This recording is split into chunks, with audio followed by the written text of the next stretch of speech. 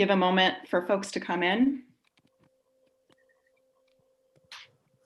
In the meantime, we encourage you to use the chat, say hello, tell us where you're tuning in from. Very excited for this awesome show that we are about to kick off in just a few minutes.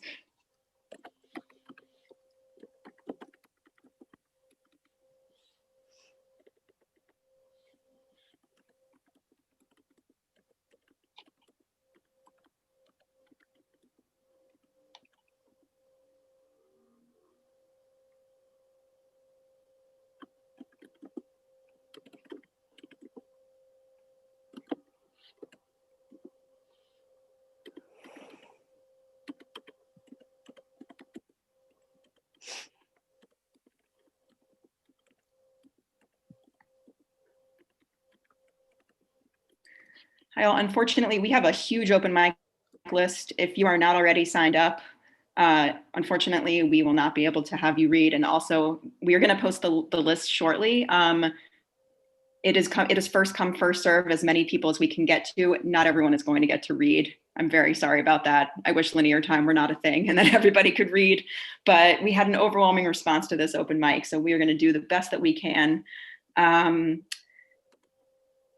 Jason, whenever you have a chance, if you want to paste the numbered list in there, and then we can show folks where they're at.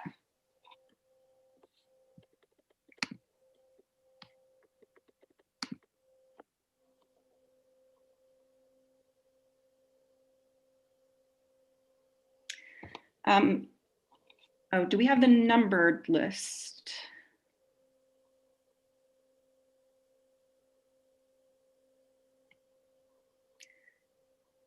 Basically, what I can tell you is that up until of this list so far, I'd say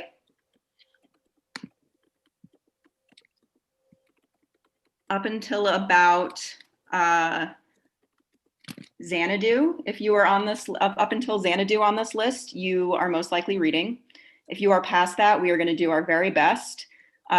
Getting to folks past that will really determine on everyone sticking to the 3-minute time limit. So please stick to the 3-minute time limit. And we will do our best to get to everybody.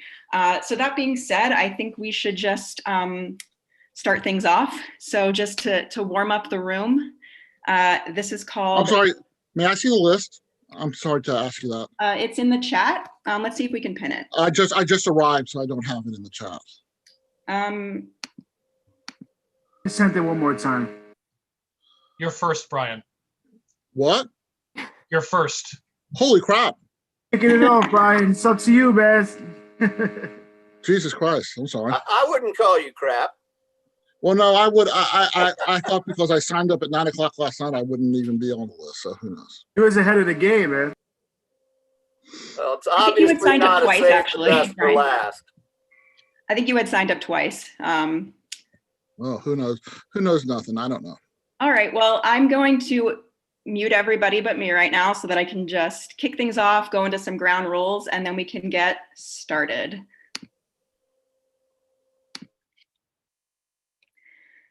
All right, so I am gonna kick us off with something very short called the dinner bell. My favorite time of day now is 7 p.m. when the applause and hoots and cowbells ring from the outside world and I lean against the window frame, adding my own solo hoot to the chorus, and my cat adds her meow. Maybe thinking that, like her, we are all calling to be fed. And maybe we are, leaning into the sound of other humans as if it were a crackling fire. Today, I've been in isolation for a month. I haven't touched a human being or spoken to one in person who wasn't a grocery clerk or the urgent care doctor. That time I had the virus and a worried looking man checked my lungs. You're okay. You just need an inhaler, he told me from behind the mask. And I started to cry a little, in gratitude for my lungs, but also for him. Thank you so much, I rasped from behind my own mint green veil. Thank you so much, we roar into the setting sky every evening at dusk. To the health workers, the grocery clerks, the pharmacy staff, the warehouse workers. To each other, our ears angled out to the world we cannot touch. Hello and welcome to the Got No Tree Poetry Jam. I am your host, Joanna Hoffman. It has been my absolute pleasure to host this show, usually in person, this year virtually for the past couple of years. I find that it always brings so much light and community during a time that often can feel kind of lonely. And especially this year, I feel like we all need love and community more than ever. So thank you so much for choosing to spend whatever tonight means to you, whether it's Christmas Eve or a Thursday night or whatever it is. Thank you for being here with us. We have really just two community rules. The one is that if you are performing, please keep in mind the 3-minute time limit. That is so that we can get to as many people as possible and to be as fair to everybody. And that includes like any plugs that you're making for shows or whatever else, dropping your social handles, which you can also just do in the chat. Also, please use the chat. Audience, you have a job too, and that is to respond to the poets. If you hear something you like, if you want to say, that was a great piece, I love that line, please do that, please respond. Poetry is all about giving and receiving. It's important that we all are in community together. So please use the chat. I see there are some questions coming in. Jason, I don't know if you are able to help with some of those. And like I said, we're going to go through this open mic list.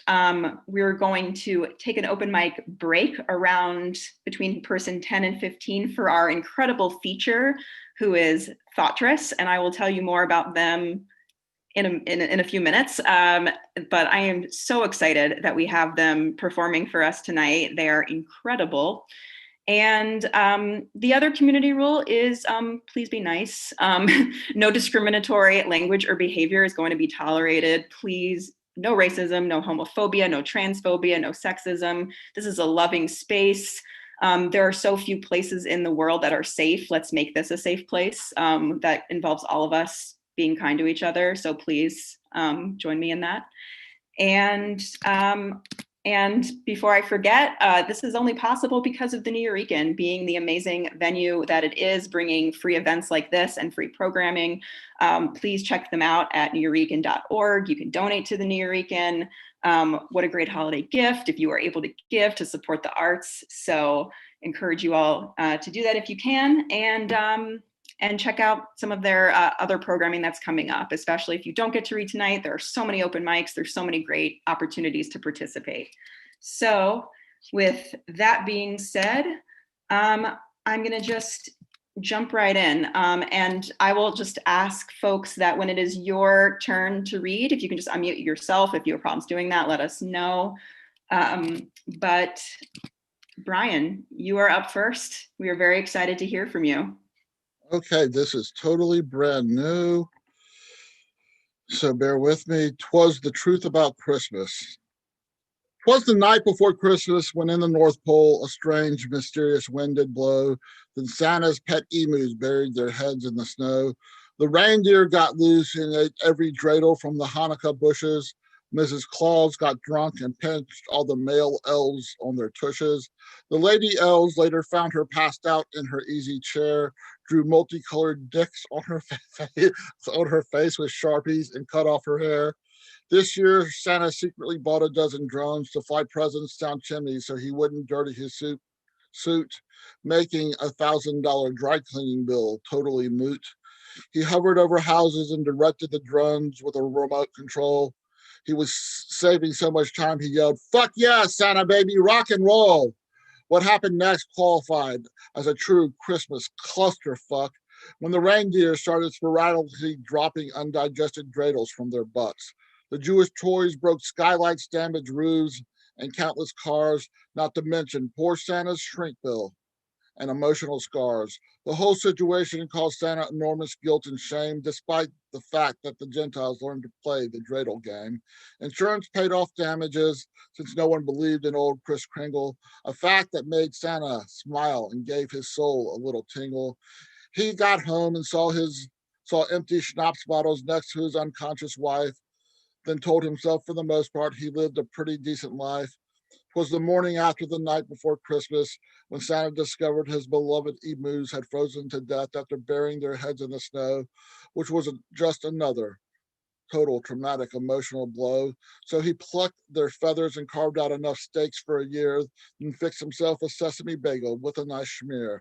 While he drank his coffee, he asked the missus about the dicks painted on her face. She railed about the elf bitches and how she'd put them in their place. He just nodded yes and fantasized about running off to Rio de Janeiro and disappearing without a trace. Gracias, everyone. Brian, thank you. That was awesome. Applause for Brian. That was so creative. I love that. That was really good. Hearing you talk about bagels made me want a bagel. So thank you for that too. And thank you for kicking us off. It's not It wasn't easy being too the first one. elf-phobic, was it? I'm sorry? It wasn't too elf-phobic, was it? Too elf-phobic? I don't think so. All right. Next up, we have Matthew Marroquin. I hope I said your name right. Matthew? Marroquin, yeah. All right. Let's hear it. All right. This I did a workshop about the question, who are you? Water and oil. I am the echoes of cumbia and the bass drop of indie pop, hips too Latin to contain the bouncing bops of the indie, but my tongue too is stimulated to sing the cumbia's 4/4 melodies. Hand over heart when I hear the song of this country, while my brain translates it into Spanish. I'm the man who has, English first name, a Spanish accented last name that just happens to be from Morocco, an African country. I'm a writer, a poet, an actor, a talker, a performer, a runner, an anime watcher, a talker, an advocate for change, a justice seeker, a truth teller, a talker. I drink water. Did I mention I'm also a talker? Salvadorian American, but I am both, but I am neither. Maybe something in between. Never the same percentage as the others next to me, the other Salvi Americanos. I am yellow, but actually I'm brown. But yellow, like the feeling inside, but brown on the outside. ADHD, but I swear I'm not crazy. I'm just trying to get this life too. Just a chemical imbalance in my brain, like the chemical imbalance in my life. But Google Calendars is fixing that. Maybe. Wait. Oh shoot, missed something earlier today again. Oops. I am the sobs of Spanish music played on the radio and the eagle shriek heard on Saturday mornings that signifies the day of cleaning. First gen college, second gen immigrant, parents from another country, land full of soil I've never even scraped my knees on. I am no fluke or half off sale. I'm an OG, percentages unknown. I am whatever I want to be. I will be whatever I become. This is who I am. So this I ask you back. Who now are you? Thank you. Yes. Thank you, Matthew. That was awesome. Thank you so much. All right. Next up, we have Michael Sindler. Okay. I tell you, I love that piece of Matthew's more every time I hear it. I'm going to start out with one that's very New York oriented. This is Bad Clause for the Withdrawn, which people who come to open mics will understand. Santa got sloppy, bad clause for a good cause, all about the love. And this next one is kind of corny, but on the plus side, it's a true story. It's called Confessions of an Ersatz Santa, because it's the kind of thing you just have to do. Did I feel a bump? A movement on the roof? What could that scratching be? Perhaps a line of hoofs? Could that be footsteps nearing the chimney? Is someone coming down it to the living room lit dimly with only blinking lights strung on the Christmas tree? Will he leave something there especially for me? I can't believe I'm up here. I hope I don't fall off this roof. Next year he may not believe, but this year I'm proof that what he's waited on all year has been worth being good. So I'm clanking round with sleigh bells and a 6-foot-long beam of wood. I'm bellowing some ho-ho-hos while his mother grabs the gifts and sticks them underneath the tree so stealthily and swift. Now down the ladder in the dark, ruse finished, off I sneak. Santa's now disappeared from his reindeers, not a peep. I know that it was him. My friends at school all lied. He's real. Now I'm sure it cannot be denied. I only wish that my mom was awake to hear him come. Maybe she had the same experience long ago when she was young. Okay, well, whatever of the many, many, many holidays that occur right now, or none, that I really wish the best for everybody. Thanks. Thank you, Michael. Thank you for the poems and the performance, which was incredible. Thank you for that. All right. Next up, a long lost friend of mine who I've not seen in a very long time. If this is who I think it is, Joseph Bullock. That is me. And I am from Baltimore. I have a new stage name, Board Baltimore. And I don't really do poetry anymore, but started songwriting this year. But the only way I can do it is with incognito, because I'm still not that comfortable with it. So I can get started. I don't know if you can see behind me. Not really. It's anyway, I'm in Atlantic City, and that's what this song is about. I can't really get a good background visual, but this will just have to do. I was with my man holding hands in Atlantic City. He was wearing snakeskin, makeup on my hair a pretty aviator shade, smoking cigarettes and giggling. NYC escape, is there even really such a thing? It's twilight on the boardwalk, Trump Casino boarded up, traces of his name, rusted signs, faded paint, yeah. Twilight on the boardwalk, Trump Casino boarded up, sherbet covered skies that remind me of his face. It's got my fingertips a tickle in the crystal ball like Madame Mary singing Springsteen.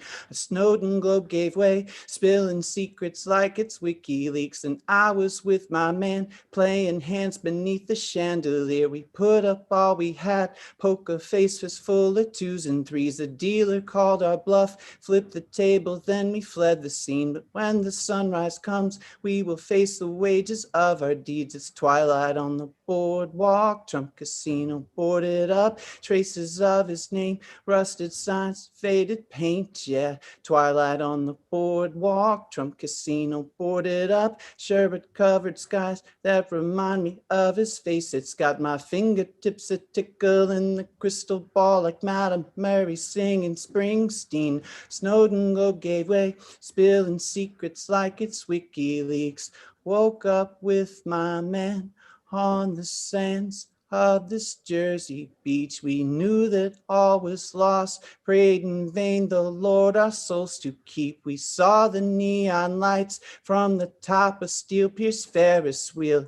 When it all is gone, we could say that we were there. At least it's twilight on the boardwalk, Trump Casino boarded up, traces of his name, red, white signs, baited hate, yeah. Twilight on the boardwalk, Trump Casino boarded up, sherbet covered skies that remind me of the pain. It's got my fingertips a tickle in the crystal ball like Madame Mary singing Springsteen. A Trojan horse gave way, exposing secrets like it's WikiLeaks. But I was with my man, folded hands in Atlantic City. Thank you. Yes, that was awesome. Joseph, I know you mentioned your Instagram, but if you would like people to follow you, if you could put it in the chat, because I think you have a lot of new fans who want to follow along with your musical adventures. That was dope. Thank you for sharing that. All right, next up, Tiffany Jewell. Are you here with us?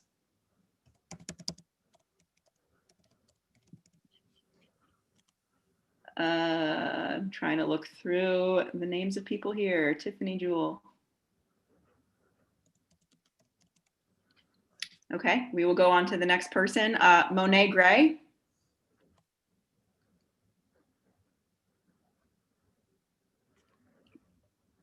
Going one more time for Monet Gray. All right.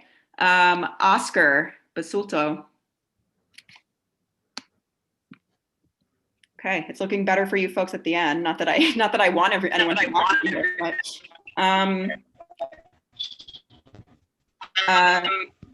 oh, sorry. Is someone saying that they were here who I called?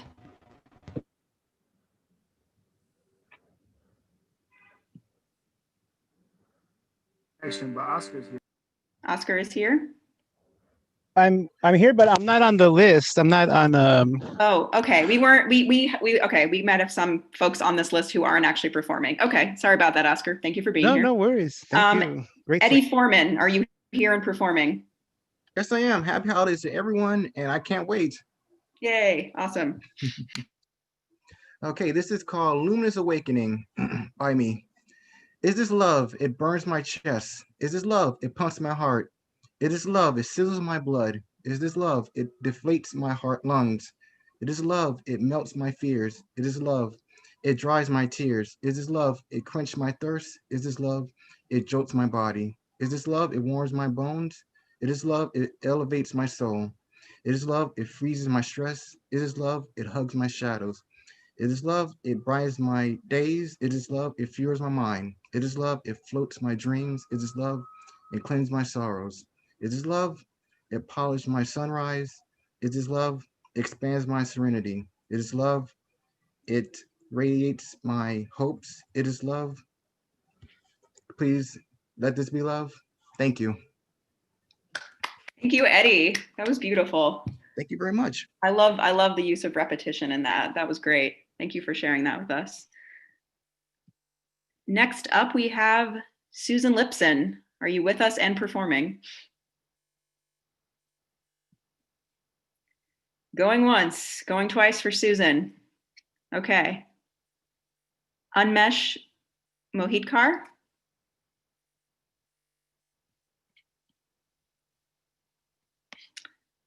Nicole, Danielle. Yes. Hello, welcome. Thanks for this platform. This is my first time performing with Nuyorican Cafe. I'm dialing in from Portland. This piece is called Pins. Portland is very, she leans in and whispers, wait. Then two African-American men walk by. That was summer 2019. Fast forward July 2020. She hands me a marker. Here, write down this number. And turn off your cell phone just in case. Goggles sealed tight lest the gas hit my face. We parked the car, helicopter propellers, the heads, all the heads on Burnside Bridge. Hands up, don't shoot. Then quiet, so quiet. You can hear all the pins. They're the things we drop, their dead weight. We take a few steps forward, then say their names. I hear myself yelling, but my pockets feel heavy. Pockets full of pins, pockets full of pins. Hypocrite, hypocrite, and all the other names you didn't want for them. Pocket full of pins, many other names. Hypocrite, all the other names, all the other names. My heart ripped, tears well up. Drone propellers hover above. Look up and wave. Peace to SF, New York, and LA. Usually I walk with caution, but Portland, it's got my back. It is mostly white, but it is my pack. Pack of mother wolves. If I wander off, the data cups will pluck me, suck me, do me in. Better stay in the middle on Burnside Bridge. Hypocrite, realist, idealist, or mother, we've all got pins in our pockets, and now it doesn't matter. It doesn't matter because we're walking with each other. That's it. Wow. Wow. I'm done. Amazing. Wow. Thank you so much. Wow. I love that line. We all have pins in our pockets. You said this is your first time performing with the Nuyorican, right? My first time with Nuyorican. Well, I hope it is not the last. That was amazing. We would love to hear more from you. If you want folks to follow along with you on social media or on your website, if you want to pop that in the chat, that was amazing. You just got yourself a bunch of fans. So thank you so much for sharing that with us. And next up, we have Jeff Petrill. Could you let us know if you are here and performing? I am here and I am performing. Awesome. Take it away. Right. Look! Up in the sky! No, not the sky. In the coffee shop! Sitting at the corner table, alone, scrolling down his cell phone, with 2 days' growth of beard and a milk stain on his pants. Is it a bird? Is it a plane? Is it a dog? Is it a waffle iron? Is it a shoe? No, it's Adequate Man. Adequate Man, faster than a speeding hamster, more powerful than a toddler, able to leap over a tall chicken in a single bound. Adequate Man. When trouble rears its head, does he ignore it? No! He stays home and reads about it on the internet. When faced with injustice, does he lie down? No! He sits and tells others on social media to do something. When people are needy, does he neglect them? No! He donates $5 to the cause if it's tax deductible. When trash needs to be taken out, when dishes need to be dried, when the dog needs to be walked, he does it. Whatever the crisis, whatever the threat, citizens know they can call on him for the bare minimum. Tremble before the powers of Adequate Man, his 20/20 vision, his average physical strength, his ability to melt steel with the help of welding equipment, his bachelor's degree in environmental studies, his office data entry job, the force of which has allowed him to pay off part of his student loan, his capability of viewing an entire Netflix series in one binge, his gift for devouring 6 pizza slices in one meal. Watch Adequate Man and you will believe a man can fly, provided that he makes the airport gate on time. Adequate Man and his loyal sidekick, Drinking Buddy. What a duo! Together they rid the world of craft beer and chicken wings while they bravely watch hockey and basketball on the pub TV. When Adequate Man battles against a tough trivia question, who steps in with the right answer every time? Drinking Buddy. And when Adequate Man faces another lonely Saturday evening, whom does he call on for help? Drinking Buddy, of course. With Drinking Buddy's 6-packs and Xbox games, both of them team up to save the night once more. Feel the wrath of the mortal enemies of Adequate Man. The landlord who keeps reminding him the rent is late. The neighborhood tabby cat who triggers his allergies. The cute, perky ex who just wants to be friends now. The sexy cashier at his local convenience store who's nice to him but secretly thinks he's creepy. The messy, filthy apartment that still refuses to clean itself. And his ultimate nemesis, the Joker. Specifically, his old high school acquaintance, Bob, who now works in upper management at the same company. Still working in data entry, eh, Adequate Man? Don't let the high stress get to you. Oh, the laughter, the crazed, mocking laughter. One day, Bob, you will get yours.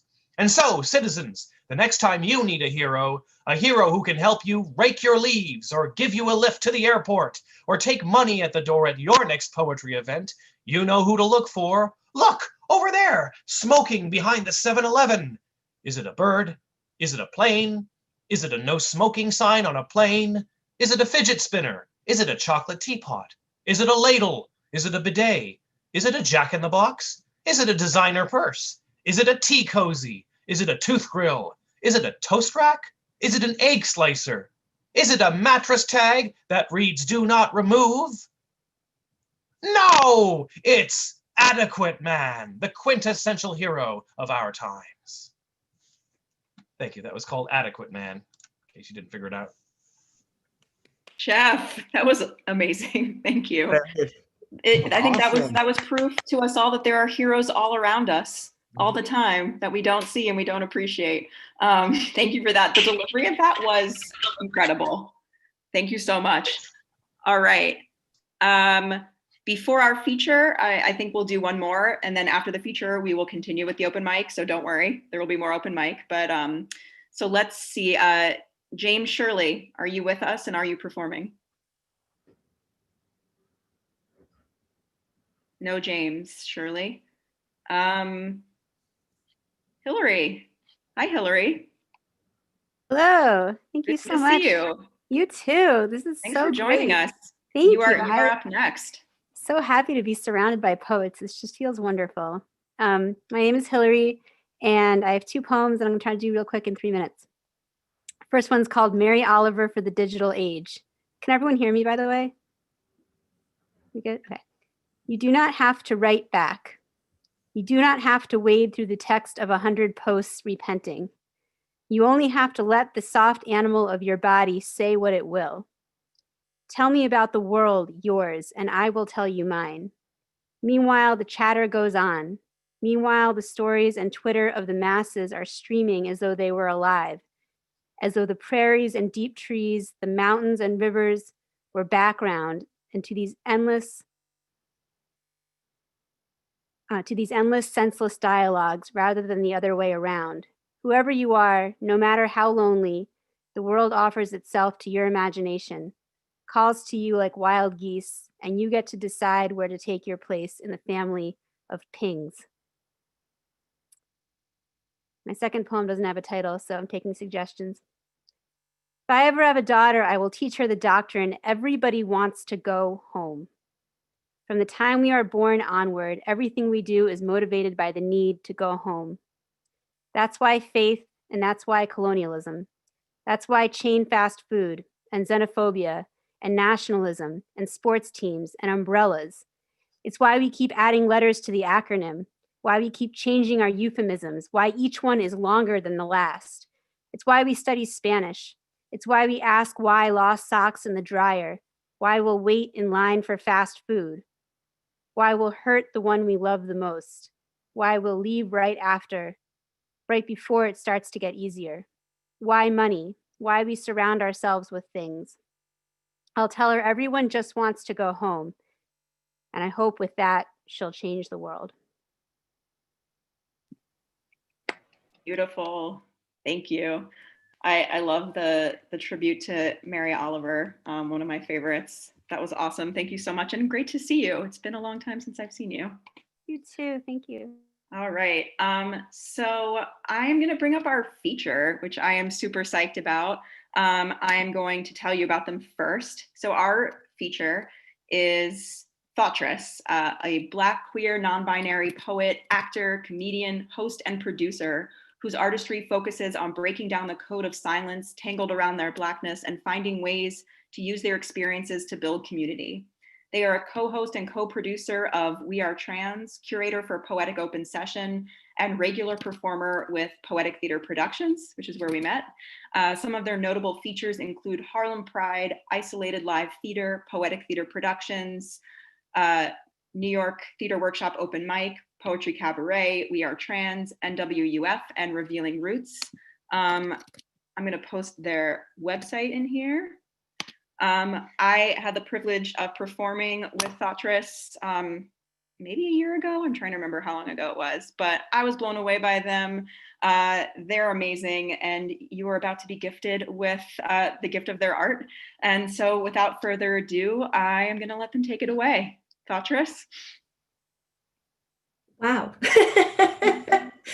Thank you for that intro. You asked me to use my bio and I was like, yep, wait, what's in my bio? It's probably fine. Because pandemic life in 2020 and what has happened? Has it been a year already? I don't even know. So I'm really excited to be here. I'm really excited there's so many people here. This is great, sharing space with each other. I was sitting here flipping back and forth between which poem to kick it off with, but I feel like it probably makes the most sense to just kick it off with one that I wrote loosely about. I wrote this in the beginning of quarantine. So what was that, March, April? Because like a lot of people, you go into quarantine, you don't expect a pandemic, quarantine happens, and then all of the half-assed relationships that you were in, really like a light is shown on how half-assed they were, and how like this person that you were so all about, all of a sudden you're like, what was I thinking? So I wrote this, it's loosely called Reflection. I always juggle with the titles of my poems, so I'll give you titles, but you know, whatever you want to call them is cool too. Loosely called Reflection. I woke up to chills running up my spine, felt your hand resting on the small of my back, slid my body to snuggle up to your warmth, waited to hear your breath as you inhaled my hair, rolled over to rest my head on your chest, to lock eyes with your sweet morning gaze. My eyes opened to the sting of harsh light, the sun peeking through poorly closed curtains, adjusted to find my arms wrapped around my pillow. The warmth, my cat curled up against my back. The hand, his paw stretching out for mealtime. 3 blinks dissolved the fantasy of old, reminded me that us didn't survive the first few weeks. What I once clung to, drafted and molded as my future, who I once forgave, behavior I excused, is now swallowing my mind and creating a burning in my chest. I am suffocating on the stale air expelled by my skeletons. And then bones in my closet have become my best friends. They show up unannounced with bottles of unrefined memories, bags of sweet and sour traumas for snacks. The party playlist is sounds of the tears I refuse to shed, remixed with the screams I never deposited into pillows. Nowhere to run to and plenty of hours and days melting together, so I sit with them. Find companionship in the past. Within those experiences I was too busy to deal with, letting time bandage wounds that turned into deep scars, so I sit with them. The previous versions of me. I bathe them in the forgiveness I reserved for others, absorb them into my being with love, and each day the fantasy of what I thought I wanted fades as I feed deep cravings to fall in love with me. So that's the first one, loosely called Reflection. I think I had a different name at one point. Cool, it's so silent. Yeah, so that was that was the beginning of the journey. Oh, thank you. That was kind of the beginning of my like pandemic journey, and then I stopped writing for a while because quarantining and being creative is hard. It's just hard. So instead of creating about the pandemic and quarantine, I kind of dug back into the experiences that I had before all of this, and what some of those things felt like and what they meant. And the one thing I kept thinking about, because again, pandemic happened, jobs were lost, lives were changed. And I started thinking back on what it felt like, just like being on this repetitive loop that suddenly stopped and I didn't know what to do with myself. So this next one is called Merry-Go-Round. The sun kisses my skin as my clothing dissolves away. Freedom. Air washing over me, cooling beads of sweat exploring my face, journeying down, pulling above the small of my back. Smells of piss, regrets, and fears enveloped, overtaken by sage and yerba buena mixed with sweet palo santo and frankincense. The flame dancers turn smoke signals, sending signs of healing as it wraps me in a loving hug.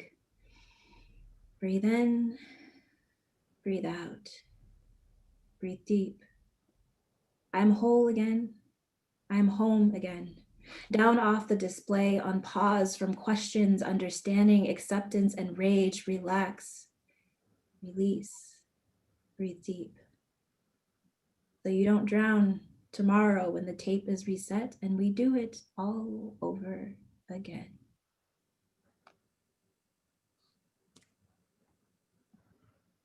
So this next one, I forgot to hit my timer.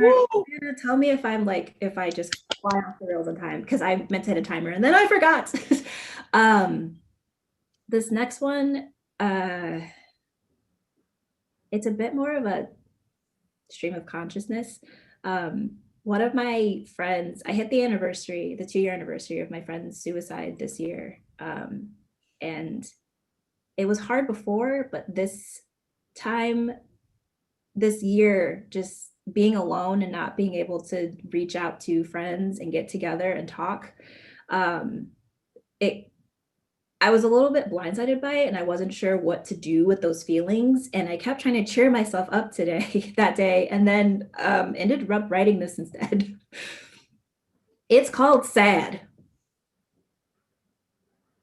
Just let me be sad today. Sad. When I say I'm sad, I don't mean cheer me up. Don't drag me out to do a million activities. I don't want to get my mind off things. I want to grieve. Grieve. I don't want my mood lifted. I want to feel cozy, comfortable in it. Give me that feeling when someone hugs you after a bad day and everything in you melts. Surrender. I want something that makes me feel safe, cuddled, so I can release, cry, sob, snot. Oh, please have tissues at the ready in your shirt. I don't want to forget. I want to feel through this. Be. Why is the remedy for sadness always distraction? This intense jump to set you back to happy. Let's go out. I've made way worse decisions trying to chase some ambiguous, obscure version of happy than I've ever made when I was simply sad. Release. They say sadness is a low vibration. I think someone misread that part, because happiness is never really true happy without sadness playing its part. Tears of joy. Sadness is a wave, a spectrum, if you allow it to be free. Show me a person allowed to be sad who doesn't sway naturally between tears and giggles.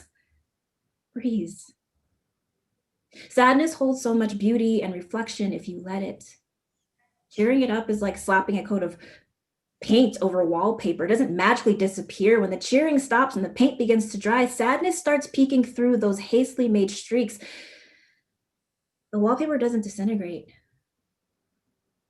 I'm not afraid of my sadness, though I know not to overstay my welcome. I take the journey, thank it for the memories, and know I'll see you again soon, old friend.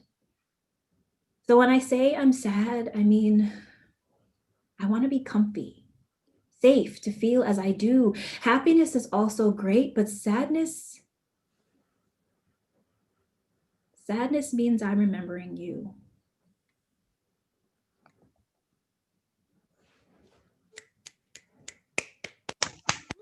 Very nice, very nice. Sorry, take a moment, take a breath, because that, thank you. Let's make it happy. Well, sort of. Okay, so it was in my bio. I'm non-binary. Yeah. Someone tell my family that there's a post that went around like yesterday or today that said something about like mastering tough conversations about someone's trans sibling by using an air horn anytime their sibling was misgendered. And I was like, oh, well, that's how I should have come out to my parents. It probably would have been a little easier.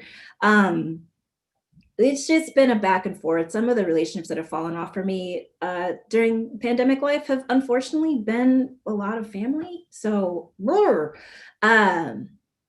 But I come back to this piece a lot because it sums up so much for me. It's untitled. It's called Untitled. It's also untitled. Hey, sis mister. Please don't catcall me. So yesterday I'd be annoyed, point out the misogynoir dipped in straight fuckery, hit you with that middle finger side eye with a dash and tell me to smile again and see what happens. But today is not yesterday. No, today you'll shatter me, rip away my wings, suck me back into your tornado of binaries, leave me naked, lost, bruised, and tender, and I can't call out of work misgendered. Hey, my friend. Please use my correct pronouns. I mean all the time, not just when I'm around. I know you think it's just a preference, but preference is simply the preface that heteronormativity slaps across anything that challenges its chokehold on society. And while I want to say I sympathize because you come from a different time, well, somehow you managed to make the switch from landline to smartphone and dial up to Wi-Fi, AIM chats with ASL to swiping left and right, from Zenga to LiveJournal to MySpace to Facebook to Twitter and the Instagrams and Snapchats. Pretty sure you can handle switching your she, her to a they, them. Just talk about me like there's two of me. Actually, you know what? I'm dope. Turn that 2 into a 3. Hey, feminist group. Thanks for the arduous convo about the name and for adding that plus sign to make us all feel the same. But the work doesn't stop there. Because every other post is ladies this and women that, a vagina full where uterus pussy hats. Call-outs have been met with the unveiling of your fragility. Tantrums about being forced to switch from ladies to folks, from pink pussies unite to badass activists. Constructive discourse derailed by your tone policing, but I thought we were all about intersectionality. Hey, casting director. Thanks for lending your open mind, for reaching into the trans community and creating this lane of visibility to cast trans actors to play trans characters, for pushing the envelope the old college try. Just please remember that no two of us are the same. There's no trans trope, no type to fit. Each one of us will look, feel, sound, exist differently than the next. And if you forget this in your groundbreaking process, you'll send me spiraling down a dysphoric hole while I'll watch Saturday Church on a Sunday to pull myself back together, only to find my psyche rapidly shattering into a million fractured pieces, and I'm still creating the picture, so I don't know where the pieces fall or how to put them back together again for the first time. True story. That was untitled, but titled, but untitled. Joanna, do I have a time check? Woo! It's all good. Do you want to do one more? Cool. Okay. I will end it with an uplifting piece of sorts. Yeah. I also have a Patreon if anyone's like, hey, I want to follow you and support you. If you search Patreon, it's just Thoughtress, THOUGHTRESS. One of the things I've started doing is sending out a monthly, it'll be a motivational poem of sorts. So my deal for this month was like, if people signed up right away, I would send them one before, well, this week, or try at least before the end of the year. So this is my uplifting little ditty for surviving 2020, because technically we all have at this point. It's called Eval. You made it. Though you may look around and find connections faded, suddenly clung to a job you truly hated, spent countless days held together by your frustrations, then got high and reconsidered everyone you've ever dated. Because what's a bad decision if this year was truly fated? But you also found joyous days with new recipes delicately plated, filled your walls with works of art that you painted. So whether you've mastered new routines or relaxation, be sure to take a beat and celebrate it. Because my dear, you made it. Thank y'all so much. It's been so much fun. Um, Can't wait to hear more of this open mic. I'm so excited. Woo! Have a great end of the year. Yeah, thank you. Thank you. Very nice. Christmas, happy belated Hanukkah at this point, and happy 2 days until Kwanzaa. Yeah. Yay. Thoughtress, that was amazing. Oh my God. So good. many things. I love that you gave space to sadness and gave us ways to celebrate sadness, because I think we all kind of need that, or at least I do. I love the way you just ended this on this note of happiness. I mean, I feel like you took us on such a beautiful journey, and thank you so much for that. What a gift you just gave us. I noted in the chat that people should, or if they want to, people can donate to your Patreon. Am I saying that right? But Thoughtress, I don't know if you wanted to post any like social links or anything like that. If so, please go ahead and do that. If people want to see where you're performing next, or how to follow along with your artistic journey. And thank you again. Can we all have some applause again for Thoughtress and this incredible feature we just witnessed? All right, so I'm going to paste in the open mic list where we are now. And just to say, as I mentioned at the beginning, linear time is a thing. We will get to as many people as we can. Please stick to the 3 minutes. And we'll see how we do. So some of the people on this list may not be performing, may not be here. So here's where we are. So just as a reminder, if you came in late, 3 minutes, please stick to that so that we can get through as many folks as possible. And all right, Vale Larkin, are you with us and are you performing? Right here, can you hear me? Yes, we can hear you. Okay, good. I had to log out and back in because my mic doesn't work if I don't do that. Hi, I'm Vale. I'm from Pittsburgh. And this poem is, I've been thinking about the end of the year, and it's been a weird year for me. I got the news that I have a life-limiting condition, that my lifespan is a lot shorter than I thought it was going to be. And it got me thinking about a lot of things. And one of the things that got me thinking about was the way my spirituality has evolved over the years. And I'm pretty much an agnostic now, but I was raised in a very religious household. And I thought about the way I've conceptualized the afterlife versus how I used to. So this poem is kind of like my version of a metaphor for spirituality, I guess. When I am a mountain, what if we begin as humans, our impatience, our meddling minds, our teeming contradictions, and then we evolve into animals who are more coherent and closer to the earth? In time, our lives would end and we would be reborn as protozoa, first as perambulating bacteria, then as carnivorous flowers, and then as vegetables and fruiting shrubbery, and then as trees, ancient angiosperms, solid as anything growing, wiser in their years than every other cell laying claim to life here. What if when we fell in our venerable majesty and were reborn as soil, we lived on, learning the values of depth and stillness, and of giving support to every flighty life thing we would ever meet? What if we came to understand the rich persistence of rock, metal, magma, and the very planet herself?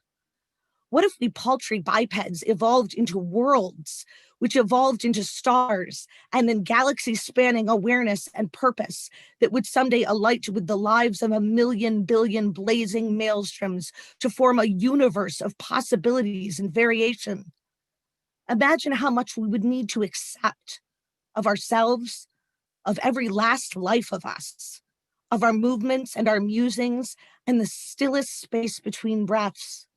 Even while we are still flooded with rushing currents and rising tides, and each whirling atom of our being, we would need to accept every death, each newness, each betrayal by our own substance, every moment of waking and finding ourselves turned to mysteries again. We would need to accept that we are infant immensities, every one of us, each life, each breathless stone, every molecule of air and space, everything existing. We hold reality like a seed inside ourselves, and we have so much still to learn.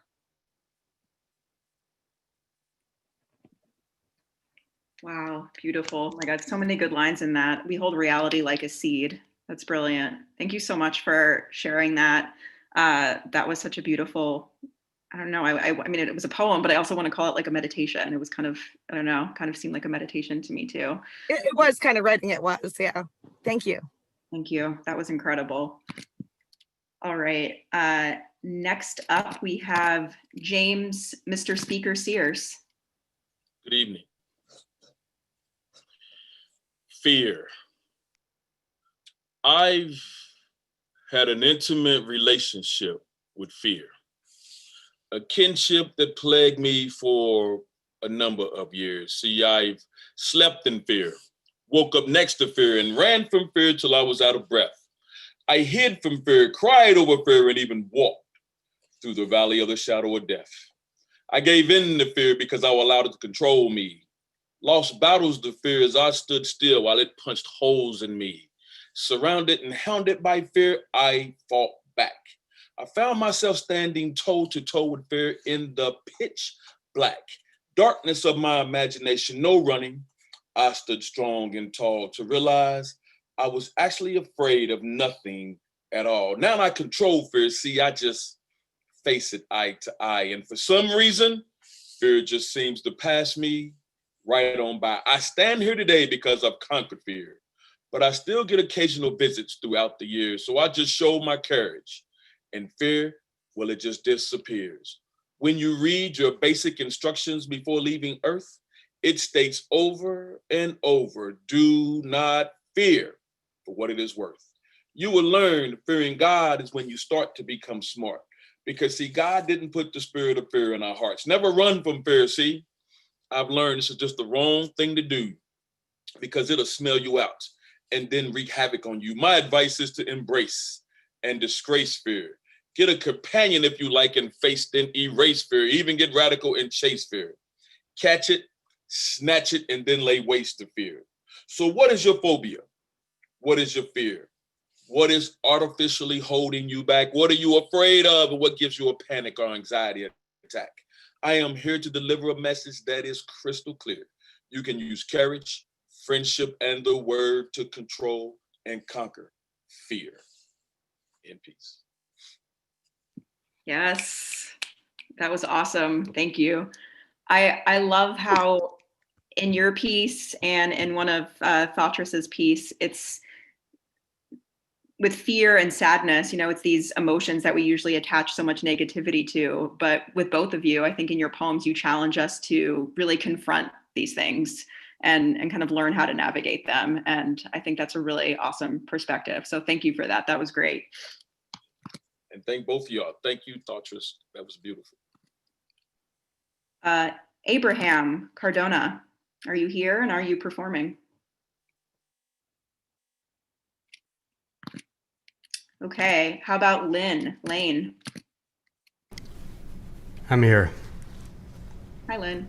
Hey, probably expected a female because of my name, but it's the nature of my name. So this is new shit. I finished it this afternoon, so this will be my first time reading it, so I'm excited about that. 11 pounds, balanced on 7 fragile, crumbling vertebrae, held up by 20 sinuous muscles, quivering under its influence. 8% of the entire human body weight. 3 pounds of gray matter, floating precariously inside of this temporary aquarium with 2 dimming lanterns looking out. This oblong, irregular, and misshapen mass, covered at times in melanin-rich flesh, and patches of brittle keratin anchored into fading follicles. Teeth chatter, clack, clack, clack, fracturing and falling one by one. Thoughts fill this dark room made of bone. A skeleton held together, by screws, nuts, and bolts. 3 pounds over time turns into 3 tons. The vivid evocations of memories are no longer quiet. Clack, clack, clack. The teeth chatter again. A spine that was once straight now bends. An I becomes an S, and we are forced to convene. A pillow that was once for rest now holds the weight of antiquity. Tick, tock, tick, tock. Time passes on. Clack, clack, clack. The teeth chatter again. The fields are completely barren now, as the fall becomes winter and the final frost settles in. Our ruddy structure gradually begins to sway. No longer can this shell buttress these long-held beliefs. From 67 to 0, the line begins to straighten. That which once beat in a perfect syncopated rhythm now is a steady tone of silence. Clack, clack, clack. The teeth chatter no more. Tick, tock, tick, tock. Time still passes on.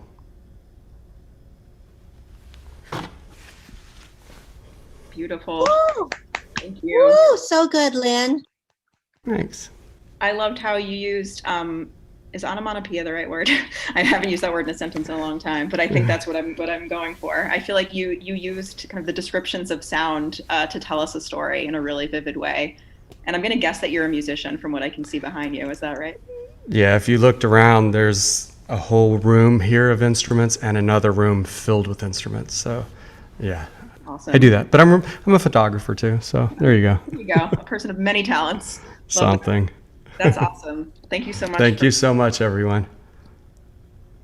All right. Margaret Liu, my friend Margaret Liu, are you here and are you performing? Oh, bummer. Okay. Ryan Dancho. Hi, can you hear me? Yes, we can hear you. Hey, Ryan. Awesome. Cool. First time here. Is theater stuff okay? I've got a monologue. Is that like faux pas? It's fine. Just if you can keep it to the time limit, that's great. Sure, I'll get right into it. So it's holiday time, and it's got me thinking about religion a little bit. So this is In Search of Black Shoes and a God. In search of black dress shoes to match black dress pants at a good price, in some sense of a greater love and understanding. I have an occasion to go to, I need them for.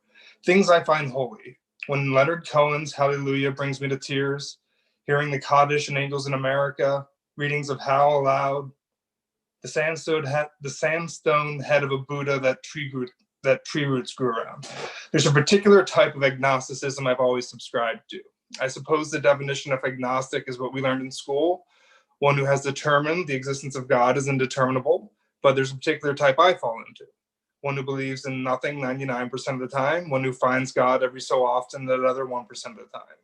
To quantify it at 1% as measured in time is accurate but misleading, because the 1% are moments of great beauty. They're qualitatively more powerful. My agnosticism is characterized by an inner struggle with God, not the static mass of sure-mindedness that it simply cannot be determined and therefore is pushed aside and never enters our minds. There's truth in some sayings, like there's no atheist in foxholes. In some of my darker times, I found myself on my knees bargaining with a God I don't believe in and asking him to take away the pain. God has his uses, but he also has his downsides. Talking to a friend on the phone this week, who when drunk is prone to proclamations of Christian faith and more than a little judgment, she said what started out as a compliment. You're so open and understanding. End of compliment. I don't understand why you can't believe. I told her a religious moment I had that week when I heard the story of a Buddhist temple that was raided and burned down maybe 200 years ago. The only thing that survived was the sandstone head of a Buddha. Someone put the head by a tree. Over the years, the tree roots wrapped themselves around the head. People visited the head and are told to crawl on their bellies when approaching the Buddha, because you're not supposed to look down on the Buddha, you look up at him. This felt holy to me. I don't think the Buddhists are going the same place I'm going, she said. I don't want to go to your heaven if the Buddhist, Jews, and queer are outside the gates. I know what religion does to people. I've seen it. I remember my stepmother told some of the people at the Lutheran church her son had come out. Seeing the split in the Bible study as people weighed this thought with their God, their definition of their God. I don't want to go to heaven if the Buddhists, Jews, and queers are outside the gates. I can remember hearing a friend of mine recount a sermon she found online. It was on original sin. The thrust of it was man is born with original sin, born with it. So if the person is born gay, it can still be a sin. You can be born into sin. I don't want to go to your heaven if the Buddhists, Jews, queer are still outside the gates. For the first part of I'm going to skip some of this. But there are holy things, aren't there? Like the Buddha head. I've collected through my life a constellation of thoughts and images I find holy, but most of the time I push them off to the side like a good agnostic so as never to enter my mind. The Serenity Prayer, for instance, must be holy. I encountered it at an AA meeting before I gave up on the meetings. God grant me the serenity, you know the rest. They should set it to music, if ever there was a hymn for the afflicted. An Ativan in the nick of time is a holy thing and becoming more of a regular thing in these troubled times. Late in the night, a few days ago, I called the hotline, the suicide hotline. It's a common misconception you need to be suicidal to call the hotline. I was just alone in my own head, alone in my own thoughts, late at night, and needed to talk. Maybe I was thinking about it. I wrote a little ditty about it, poem within a poem. You have seen the light, and I have seen it pass me by in search of better hosts, who do not find the cock holy, and the mouth holy, and Muhammad holy, and the syphilitic brain holy, and the junk holy, and the tenderness found in a suicidal thought holy. You who put the fig leaf on the cock and cunt, can you put a fig leaf over the tender mercy of a suicidal thought? Depressing. The hotline gets a lot of calls around the holidays. For a brief moment, the operator let me get out of my own head and into the present. Holy is the telephone operator. I'm thinking of calling him back Christmas Day just to say I'm okay and thank him. These guys could use some thanks. The holidays this year are made all the worse by the virus. My family is not meeting in person, and you probably too are now isolated more than ever. And I am searching. I'm having one of those 1% moments, and I hope it doesn't wear off too soon. To misquote Pascal, you have a hole in your heart the size of God. Christmas is coming, and these are dark times. I'm stuck in a hard, dark moment. There's a church across the street from my apartment. In search of black dress shoes to match my black dress pants, because I think for the first time in a long time, I'm going to church this Christmas. Sorry if I went wrong. That's it. Ryan, thank you. Wow. So sorry, this is a monologue that's a part of a larger play. Is that right? It's going to be, yeah. Awesome. And where can people see that play, or like what is the status of that? I'm an unsuccessful playwright, so I don't know where, if anywhere, it's going to be put up, like the rest of my plays. So we'll see.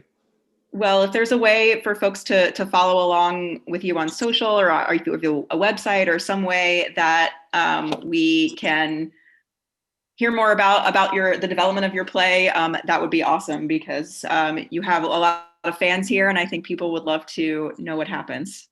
Okay, I'm on the Twitters. I have one follower. He's my best friend. And I'm at Ryan Dancho on Twitter. Awesome. All right. Thank you, Ryan. And Abraham just let me know that he is here from when I had called his name a moment ago. So Abraham, do you want to jump in? Sure, I'd love to jump in. Hi, everyone. How's everyone doing today? Sure. So I have a poem here that I've actually been working on. It's a newer poem here, and just trying to work it out, see if I need to change anything. And the best way to work it out is at an open mic, right? So this poem is called "By the Fire." Here we go. Her name was Autumn, and we happened to have meddlesome friends on both our ends.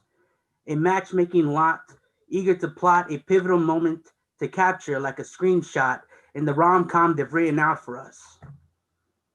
Under the guise of good friends, getting to know new friends under a star-studded sky, within the refuge of a campfire, we waited. Burnt cherry wood filled the air with old world magic as she slowly appeared, moving closer from the cover of night. We caught each other's gaze piercing through the fire like two wolves in the dark. We introduced ourselves, then slowly removed ourselves to a quiet spot. Feeling inspired by the tender nature of her spoken word, I realize I've never known what it is to fall until meeting autumn. The colors of her leaves fall to their own song, swaying into the wind to an ancient melody, rumbling within the ether that binds us to this moment, painting the earth beneath us a brilliant red and gold under a star-studded sky as we learn to hold the other's hand by the fire. At the end. Beautiful. Thank you. Sorry, you can't hear everybody clapping, but you can see them clapping. Thank you. And people are clapping in the chat. Thank you for that. That was beautiful. And I love how you painted such a vivid picture for us with that poem. Thank you. Thank you. I appreciate that. All right. It looks like our next person is Trisha Fine Bel de Jesus Gutierrez. Are you here and are you performing? I am here. Welcome. Thank you. Good evening.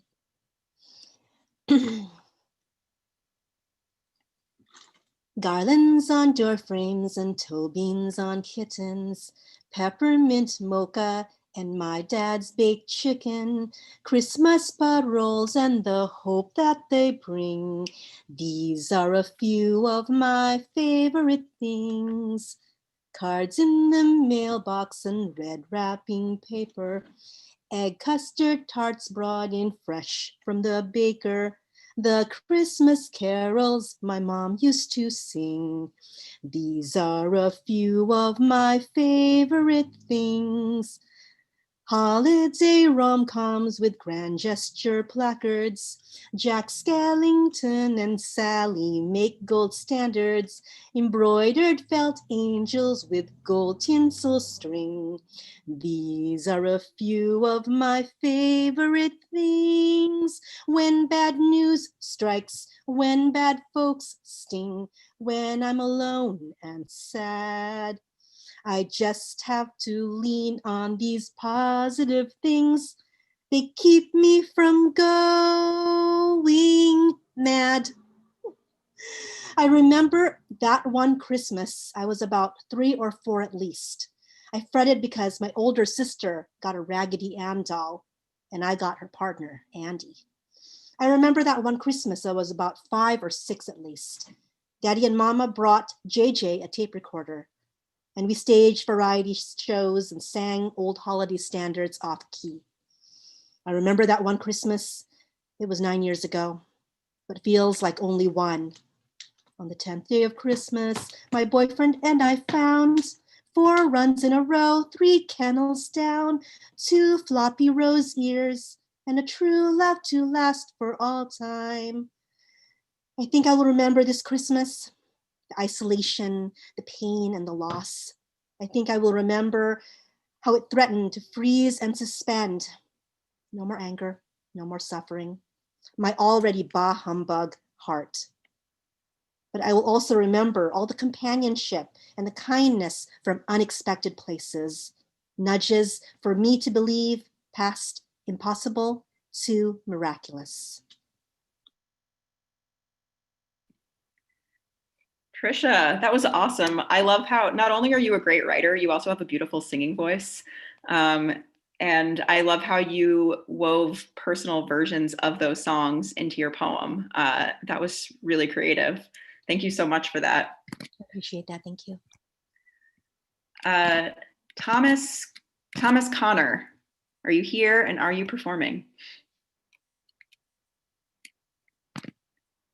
How about Just Joy? I feel like I'm an auctioneer. All right. How about Xanadu? I'm here. Thomas Connor's here. Oh, okay. Hello, Thomas. Here. Hi, Thomas. How are you? Sorry, I was having some technical difficulties at the moment. Hi, how are you? No worries. No worries. Take it away. Can you hear me? All right. This piece is called Time Revisited. I first wrote the first piece of Time many years ago, but things have changed since then considerably. So here goes. Time Revisited. I once wrote about time, illustrating her nuances as irony. Failing to see her beauty, we truly overlook the significance of her duties, watching as she balances life, while her sands pour grain by grain, marking us stain by stain, at times treating us with disdain, because we choose to use her name in vain. Like, we ain't got time for that. You know what time it is. Time is running out. But guess what? Time, she never runs. She drips and ticks, and every one of her moments clicking away into our daily ways. She teases us with the illusion that we have more of her than we think. I love the way she thinks, carving, dissecting, past, present, and future. Forgettable moments I can't forget. Our intent to control her is a wasted event. An illusion, a fusion of myth and hope, this hope to make more time for time. Time for friends, family, lovers, experiences, and moments like bus trips with mom to Graham Avenue and beyond. That's the beauty of her, fusing all three with her celestial sutures. However, there are those parts of her I'd rather forget, like mistakes, regrets, that part of time I can't reset, so in short, I just accept. You see, her uncertainty worries me, buries me into those unforgettable moments, unavoidable, deplorable events like tragedy and death. Embracing her takes strength. Swallowing her oceans requires patience and faith. The irony and complexity is I find myself wanting to delve into her waves, submerge myself into her oceans 1 second at a time, hoping I could reverse her, but you know she's time. And shit, she's already addressed that in the beginning of time. And dealing with her, I know I could drown in her grind, but the scent of her draws me, holds me, controls me. Untamable she is, victory over her is unattainable. Her possibilities, unnameable. Admiring the splendor of her, you can get lost in a blur. How she collaborates with life, joys and strife, imperfections, her directions go more than just four. She splendidly paints her tapestry across our memory.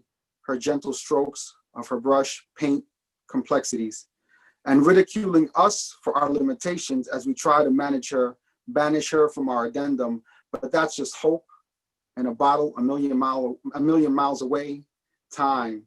She is everlastingly beautiful, bright and luminous. Her sunset never sets. She just dips below the horizon as we peek, trying to hide from her. But from the minute we're born, she has us trapped in her grip. That's it.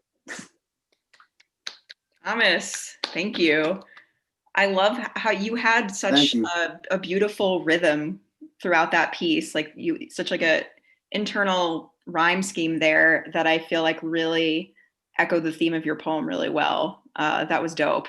And I love the imagery around the ocean. Swallowing her ocean requires patience. That was beautiful. Thank you. I appreciate that. Thank you for sharing. Thank you, everyone. Thank you. All right. Next up, I think. Is that person here? If not, the next person I have is Q Poeta.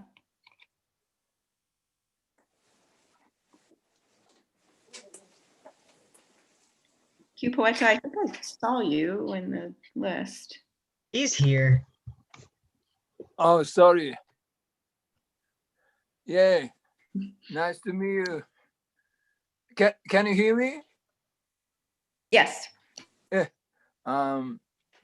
I make a new ship poem movie for Christmas special day, space opera Jupiter. I always perform with my original lyric video, so tonight I hope you all like it.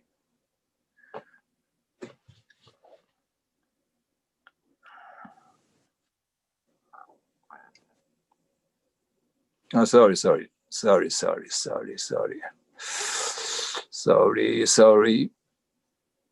start it.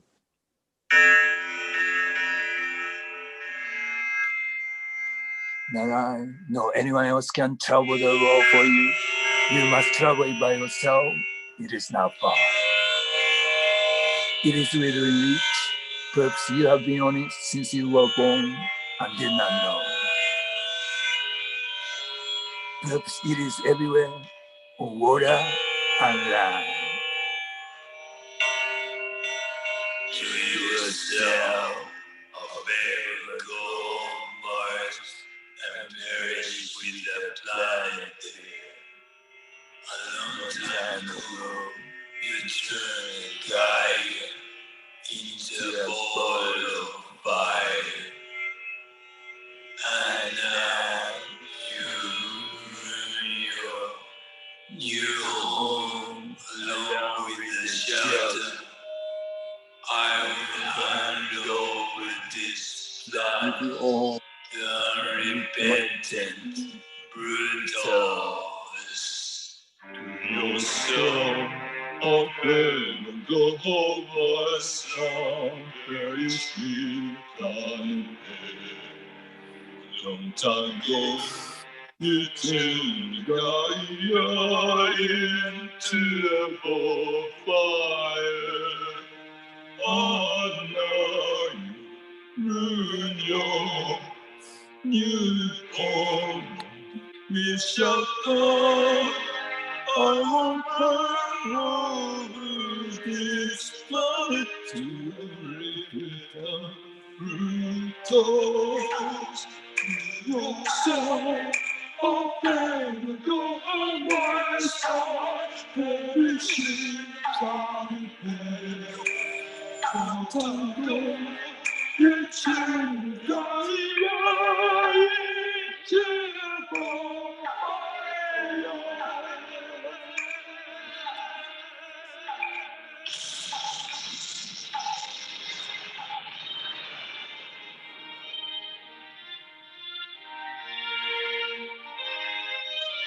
Farewell to tragedy. Enjoy your holiday. Merry Christmas.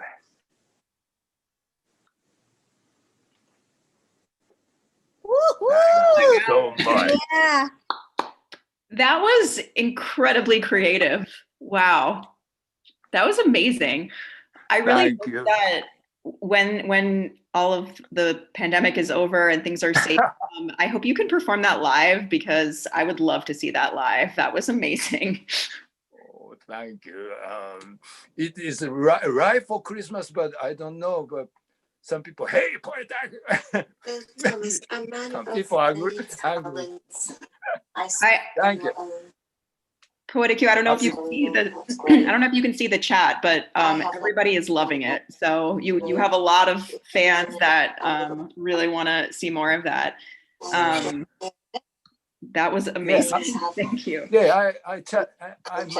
Whoa. This is all my account. Please, I hope. Please take it out. Thank you so much. Thank you. All right. Ron, Mark, Trinkler, Thompson, I am so sorry that I skipped you, but you are next.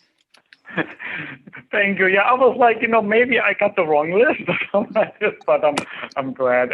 Thank you. It's so nice to meet you, Joanna. Usually on Thursdays we're here with La Brua, and I'm so happy to see everyone that is usually here on Mondays and Thursdays. It's amazing. And when I signed up for this, I'm like, everybody else is going to be with their family, and then we are each other's family here. So that's amazing, to see everyone here. I really enjoy it. And Trisha, I did not know you sing, so this was like a surprise for me. It's amazing.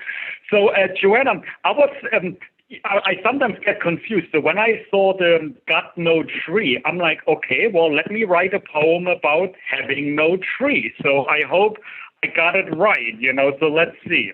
But it has a twist. Nativity scene next to the tree on Christmas.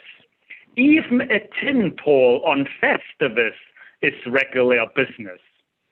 For Hanukkah and Kwanzaa, the candles we light. We keep our customs alive and we shine bright.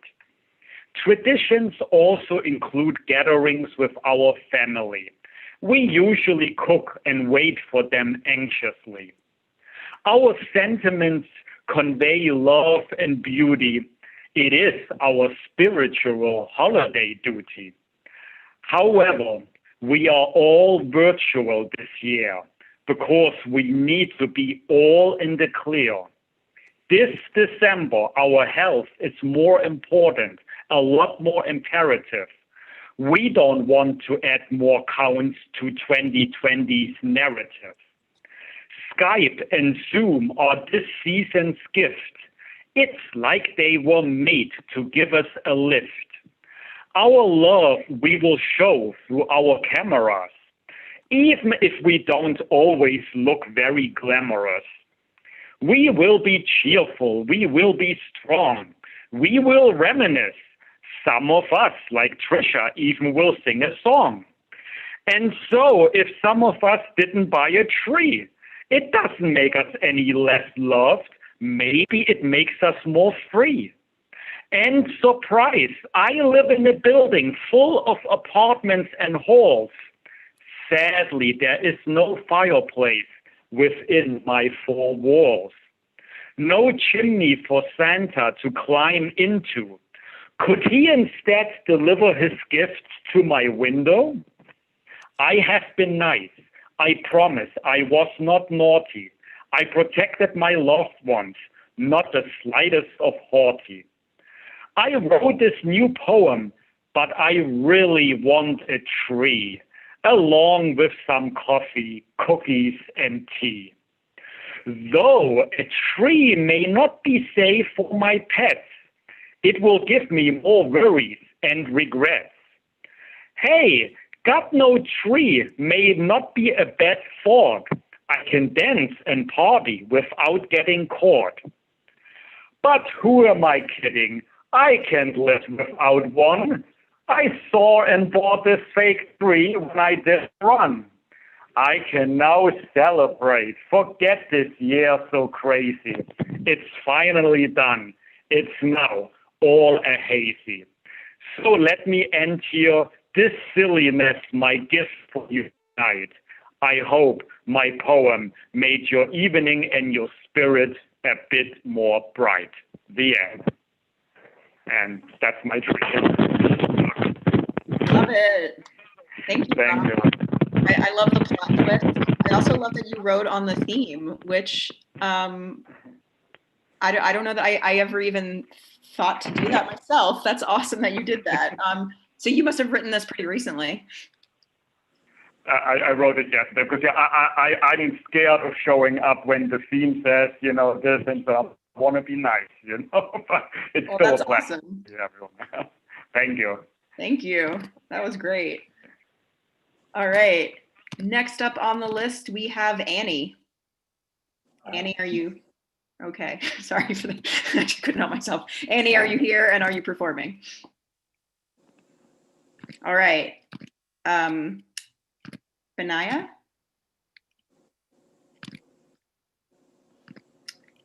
Krista A? I'm here. I wasn't originally going to perform, but I will. I have something I can read.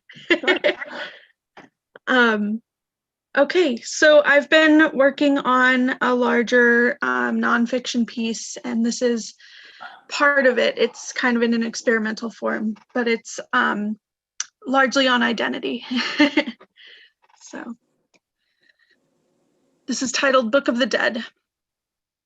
The Egyptologists on Netflix reveal that the secret of Saqqara is that the writings on the walls and statuary of the dead are not, in fact, historical documents.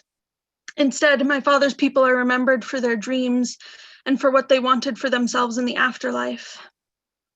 It's beautiful and sad all at once that what survived of them was their dreams and their bones, fractured and yet preserved.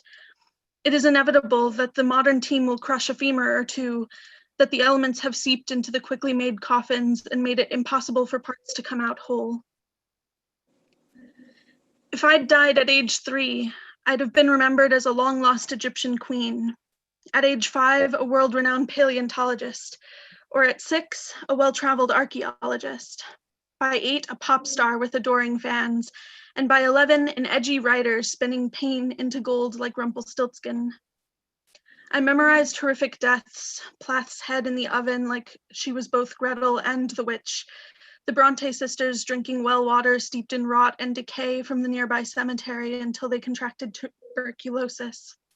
Wolfe filling her pockets with stones and walking into the river to tell us that if Shakespeare had had a sister, she would have died like Ophelia. These deaths became mythologies like writings on tomb walls, and I wanted something just as grand and dramatic so that I could transcend the onslaught of time and become a story to be remembered. Indeed, mythologize yourself, the great editor Gordon Lish once told his class. My mother was enamored of these sorts of deaths, told me about the cemetery poisoning the Bronte's water when I was maybe 5 years old, and then about Lizzie Borden when I was 11. She wanted to go on a trip to the bed and breakfast that is what became of the Borden home, taught me the jump rope song that accompanied that tale. I tried at age 12 to asphyxiate myself or gather the courage to slit my throat. If I'd died then, I'd have been remembered as the next great American novelist, mythology and all. If I died today, I'd have been remembered as not just the great next American novelist, but also the world's best editor, an activist and philanthropist, a polyglot who traveled the world and learned all of its languages and mythologies, then wrote her own in beautifully sanguine calligraphic script on the lid of her coffin as she lay dying. That's it. Wow. Krista, that was beautiful. Thank you. I feel like you really dissected what it means to mythologize and what it means to leave a legacy. And wow, I think I'm still processing it, but that was so beautiful. Thank you so much. I'm really glad that you decided to read something. Thank you all. And I am on Twitter, just Krista Angelius. I'll type my last name since nobody knows how to type it. Yeah, But thank you. Pop it in the chat. That'd be great. Thank you. All right, next up, Curator Wider. Next is Teresa O'Brien.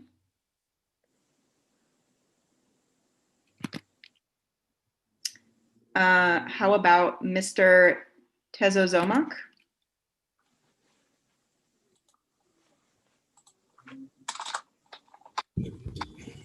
Can you hear me? Yes. Hello, we can hear you. Can you hear me? Thank yes. You. I'm rocking it. Okay, here we go. So nostalgia. It has to be more than a neologism, more than an emotional or existential distress. It has to be more than the lived experience, more than the negatively perceived environmental change. It has to be more than the loss of 98% of your land base, more than 30 million whose trail of tears walked onto the Milky Way, the skyward roadway to the ancestors. It has to be more than the boarding school childish tears as they flay your culture like a skin, more than the animalization at the hands of your oppressor. It has to be more than the fog of mourning, more than what is intransitively already lost. It has to be more than the homesickness of post-traumatic stress, more than the anxiety of what is to be lost, the kind of pre-traumatic stress. It has to be more than the volcanic eruptions, more than the destructive strip minding. It has to be more than the quotidian hope sickness, more than the distress caused by social change, beyond the persistent droughts of rural New South Wales, beyond the impact of large-scale open-cut wounds of coal mining in the Upper Hunter Valley, beyond the loss of the once predictable environment in BIPOC communities, beyond the interaction of society and community, social political ways, the experience of community, its loss of power over its well-being, the potent impotency, beyond BIPOC communities grounded in livelihoods tied to the earth and the weather, agrarians, fisher folks, and gatherers. But the higher income communities can quickly rebuild their homes after the destruction from a wildfire. Wealth can shield you from that anxiety. but well prevents your community from mountaintop removal, the toxic battery plant next to your golf course, the political power that wealth buys is preventive. The lingering influence of interpersonal violence, the community conflict, family structures, economic status will determine the mental health and well-being. The chain of causation will show its slippage with psychosocial distress of emergency workers and first responders due to social community health deterioration, putting them in post-traumatic stress disorder, depression, and panic. We must move beyond the historical traumas, the intergenerational traumas, and persistent external and self-inflicted stresses of social, economical, institutional, judicial, and interpersonal. We must move beyond the stress of prolonged exposure to physical, mental, and spiritual oppression.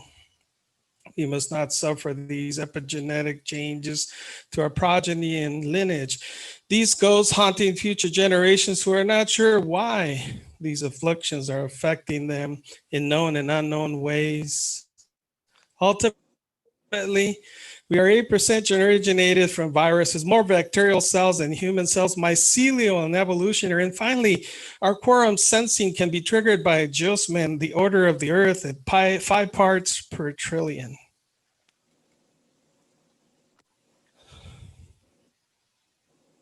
Thank you. Wow, thank you. That was beautiful and haunting. And I feel like, you had such a hypnotic rhythm throughout that just really took us on a journey. Thank you for that. Also, did you draw what's behind you? Oh, I think your screen is frozen. Okay, well, thank you. I'm back. Oh, sorry.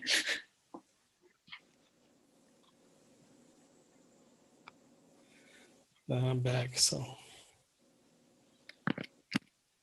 Oh, your son did the art. Well, that's beautiful art. Thank you.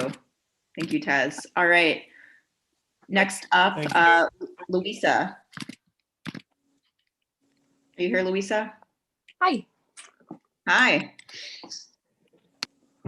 Okay, so I have this really awful paragraph that I wrote before this because it's Christmas Eve, so I feel like I had to have something Christmassy. And then I have like the real thing.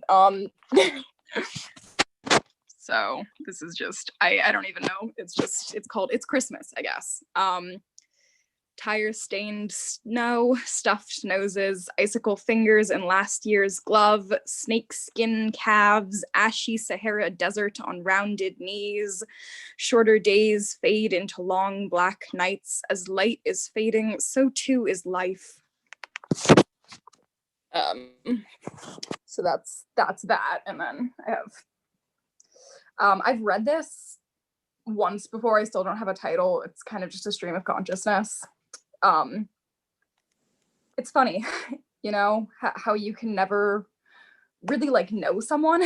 Throughout my 17 years of life in New York City, the Big Apple, the city that never sleeps, I've never actually known all of someone. How can I be so lonely and yet never alone? We all sort of live in this weird in-between world, a prism of a person reflecting light from different sides, different situations. Clear glass, never filtering, only reflecting. I know him from work. Oh, she's my sister. Two different personalities that never meet, never touch. We're all, I think, one sort of imperfect, ugly vessel. Contained within our weak bodies, our bruisable flesh, we hold a faucet of feelings and emotions, constantly spinning, spouting, calling out for something unknown. I'm in the room sometimes when my mom is talking to her friends and she's a different person all of a sudden. I see someone younger, less burdened. I see someone happy to be alive. And I wonder if maybe that spark has been quieted by 25 years of being a wife, by 19 years of being a mother, by 17 years of being a mother, a wife, and a caregiver. I wonder in that moment who she really is, which personality is for show. Who is she when she's alone, when it's quiet, when she's in that half asleep, half awake world where everything and nothing seem to happen at once? I wish I could tell you that I knew, that I knew her or my father or my brother. I wish I could tell you that I knew all of anyone. For fuck's sake, I wish I could tell you that I knew all of myself, you know? Like, how am I supposed to know which me is the real me when I can't even tell you which you is the real you? God, this sounds basic, ridiculously fucking stupid. I sound like one of those emo teenagers that write sad Facebook posts about how, oh my God, my life is the worst. I cry myself to sleep every night. That's not who I am. Seriously, I promise. Like, maybe I do that basic sort of like, I'm the saddest, look at my black eyeliner kind of thing every once in a while. But I'd like to think for the most part that I'm better than that. I don't know. Sometimes it's just hard not to feel lost or a little bit confused sometimes. Like, it's dark out and I can kind of see the shadows on the wall, but I can't get the whole thing. I can't really tell where the shadows are coming from. A little taste of a person flits across my tongue and I reach out for more, the shadow wetting my palate, leaving me feeling more parched than I had to begin with. But I can't turn around.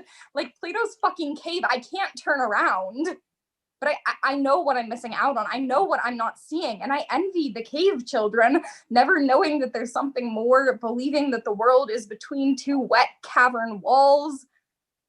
I know there's something more. I know there's something that I'm not seeing. There's something that I am longing to taste. I just don't know what it is yet. They say that this is part of growing up. I think, who is they? I'm not entirely sure. I don't know if I believe them though. It seems like everyone is just as lost as me. It seems like the people that I'm supposed to be looking up to, basing my life on, are just as much of a fucking mess as I am. We're all baby birds, I think, pushed out of the nest just a little too soon. How is a baby bird supposed to pay the bills? How the fuck is a baby bird meant to get a job when it can barely unfold its wings? I can barely unfold my wings. I can't even fly and I'm supposed to soar. And I don't really see my mom soaring either. I don't really see her unfolding her wings, flying through the blue fucking sky. I see her struggling to catch the worms that she needs to feed herself, much less her family. I don't know, honestly, that anyone ever really finds out who we are. I think we all just try things on, and then we end up 50 years old in a desk job that we hate, stomach ballooning out past the top of our pants and losing more hair every time we shower. And then at 65, retirement, except nothing's better. We just have more time to sit in our chairs feeling miserable, wondering if we wasted our lives, and still desperately trying to figure out where we belong in a world that changes with the wind. Kids, grandkids, does it matter? Just more souls that we're sending unfulfilled to cold graves again and again and again until there are none. And then you're 85, hospital room, white walls, that weird disinfectant hospital smell. You're surrounded by family, or maybe you're not. Does it really matter? We're all full of regrets and heading to the same place. So that's it. That's life in a nutshell, I guess. We live, we suffer, we search, and then we are nothing. This is getting really unnecessarily sad, unnecessarily dark and dim and dismal, and I want to pull it back. I want to make it happy again. I'd love to say that it's all okay though, because I have a family that loves me, and oh my God, pumpkin spice lattes. And it's fall and the leaves are crispy. I wrote this in fall. And the leaves are crispy, and oh my God, pumpkin spice lattes. Wait, none of that really matters, does it?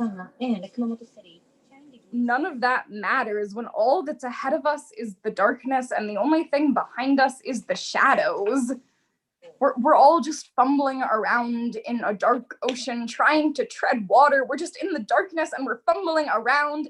And sometimes we brush against the hand of a neighbor, another drowning body. And we're not alone.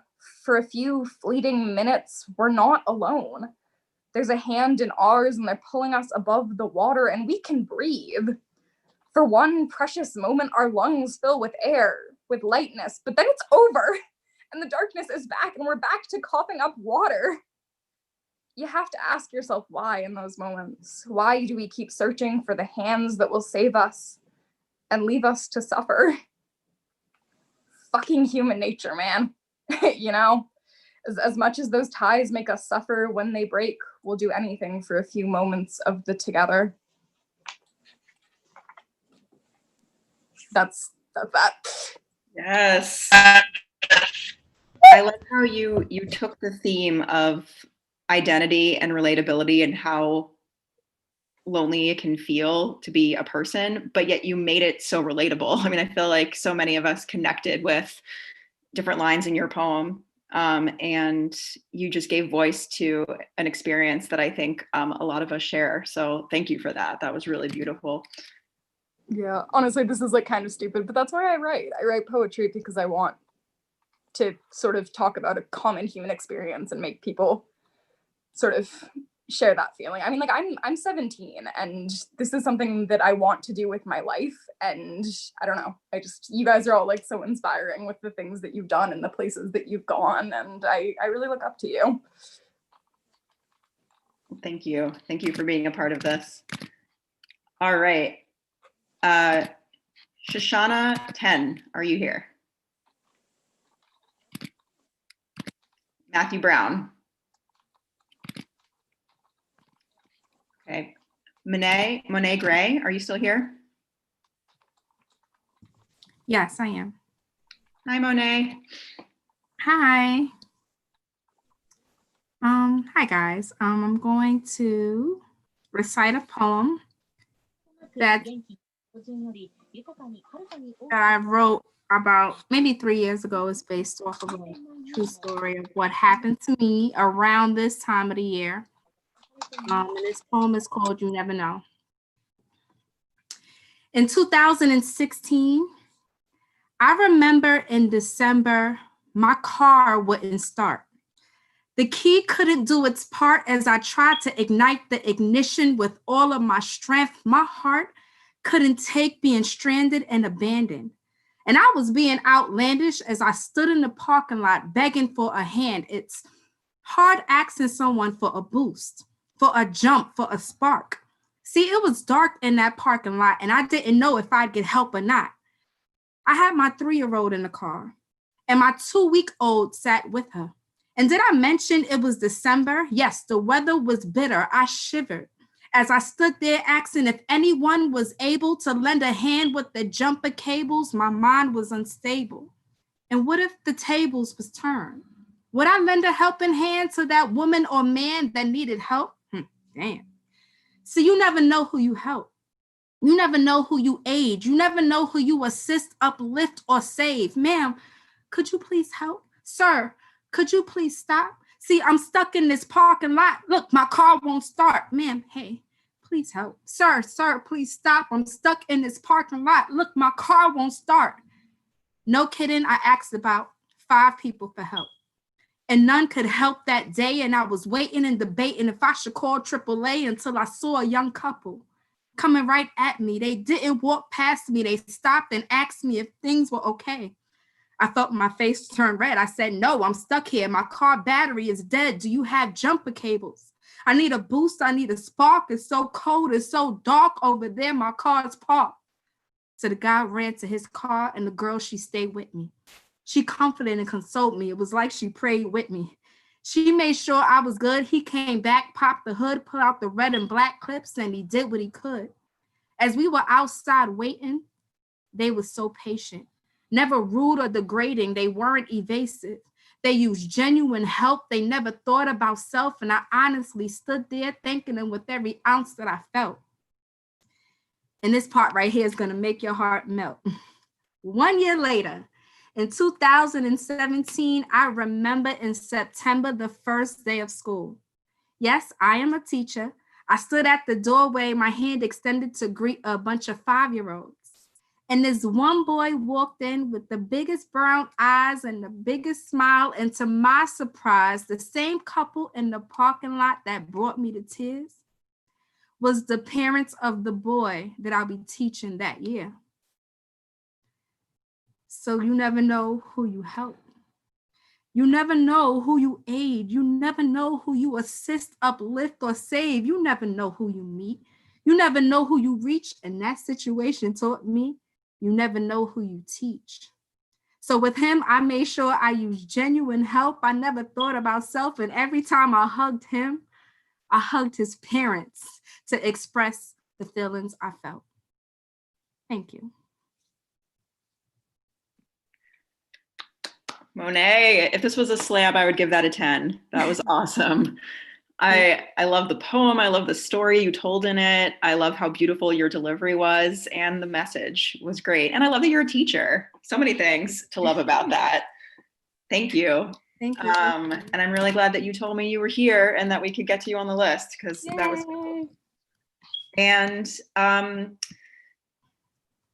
believe the last person I have is TJ Simba. Are you still here? Yes, I am. Would you still like to read? Yes, if I have the opportunity. First and foremost, thank you all very much for being here. Good afternoon, good evening, and good morning, and grand rising. Time is a non-renewable resource. We cannot get it back. We can only move forward. So I'm extremely thankful and grateful to be able to spend this time with you today. You could have spent it anywhere, and you chose here, and I appreciate that a lot. Thank you to everybody before me sharing your work. It's been very inspiring and very uplifting during these times. So I'll just go right into my piece. About halfway between my mental stability and mental recovery is where my legal insanity lies. A zany, cartoony, Saturday morning, Family Matters sitcom watching Bill Nye burn the world with a blowtorch telling me that the world is on fire. With safety glasses on and a bulletproof book bag, I visit schools the same way I go to movie theaters. Man, do y'all remember going to movie theaters? Like, do you remember going to movie theaters in fear? Too scared to take a seat and recline, unwind, watch a Black Little Mermaid change time, see an Asian flick with just Asians in it. Kind of crazy how rich Asians are portrayed when I know that Chinese imperialism keeps third world Filipinos enslaved. But I know where my exits are in case 17-year-old Kyle has an AR-15 on display. Do you feel like church should pay for the vaccine if God is responsible for all this death? About halfway between my mental stability and mental recovery is where my legal insanity lies. Oh, found phrases in the laces of gray foreheads, all shown at the roost of racist. So do y'all feel bad about putting immigrants in cages? Or are we all just okay with ignoring the fact that the real number of deaths is excluding the undocumented and incarcerated? Your hate's on display. Y'all been watching Who's Been Pardoned today. When the spray tans get washed away, my silence is a point for the oppressor to shave. What was the minoritized, monetized model? That Brands 1904, give my ancestors, for they know not what neo-colonizing do. See, I stick out like a severed finger in a home-cooked stew. It may read like chicken soup for the privileged soul, but it tastes like ramen noodles with the expiration date long overdue. I've made mistakes. I look at every missus like a steak, ring-fingered pieces of meat, and animals need to eat, but fish are our friends, not food. My first 12 steps is to look in the mirror and slut-shame the predator in you. Dissect every single interaction and examine through the fraction. What I did over what I'd done equals the reciprocal of what better as a male can I do. I've made mistakes, but I am not a mistake. I've just getting mistaken for breaking the generational curses of problematic male behavior. Fam, I just love kicking it in therapy and crying all the time. Don't you? See, I tell my students to give more of a shit when I myself am on the brink of quit, but nobody is stopping me from watching my favorite Disney movie 75 times. I mean, Peter Pan and Hercules, Moana and Coco, self-care to unwind. My happy thoughts go 0 to hero when I wonder how far I'll go with this proud corazon.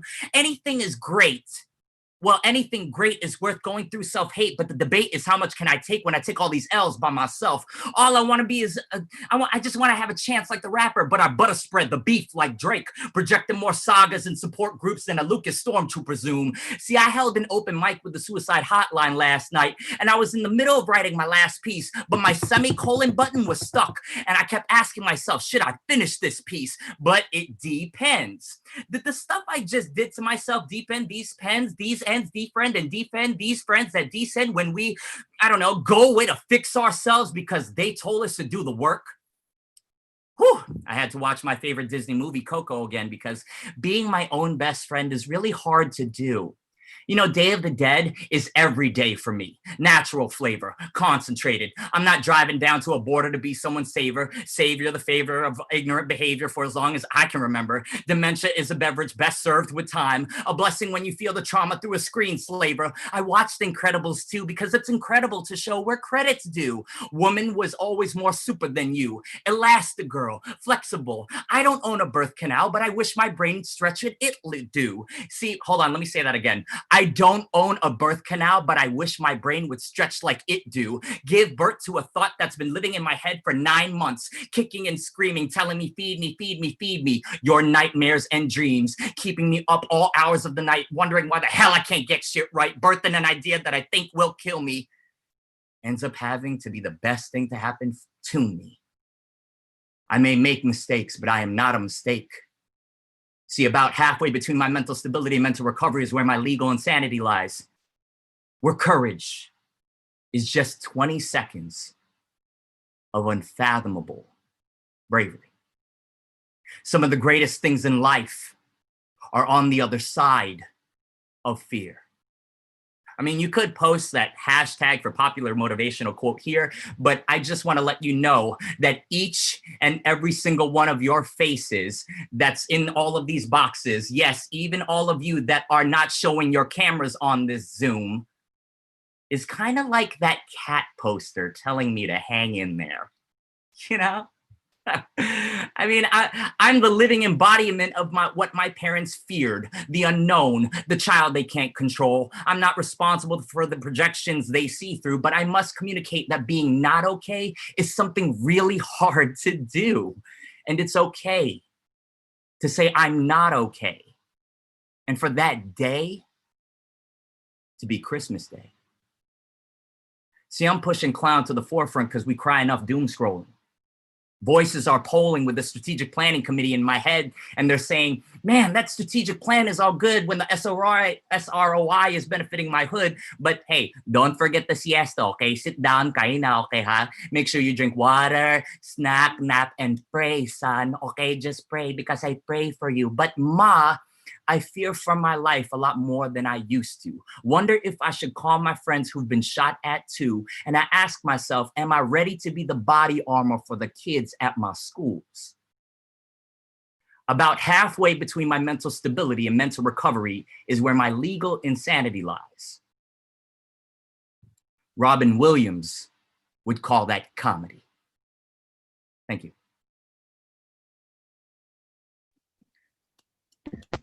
Wow. Oh my God. Wow. Yeah. I don't know if I have words for how good that was. That was incredible. Hi, Trisha's cat. I see the cat behind you. Wow. That was incredible. I feel like I need to watch that 7 more times because there was so much packed into that. And I just want to absorb it all. That was brilliant. I can't think of a better way to end this show. So thank you, TJ, Simba. Thank you to everybody that performed. Thank you to Thoughtress for an incredible feature. Thank you to our audience members. We could not have a show without an awesome supportive audience. Especially thank you to all of you who are still here, who watched the whole thing. That's amazing. What I love about hosting this show is that we come together as a community. We bring each other love and support and light, and it's a beautiful thing. So thank you all so much. Thank you to the Nuyorican for giving space for this show. As I think I mentioned before, you can find Thoughtress on Patreon. Most people have been posting their social media handles. You can find me, I'm at Joanna Hoffman. If I'm forgetting anything, Jason, please jump in. But thank you all so much. Have a wonderful night. Have a happy holiday season. If you celebrate the holiday, have a happy Thursday. And thank you to everybody. Yeah, happy holidays, everybody. Thank you. Thank you, Joanne.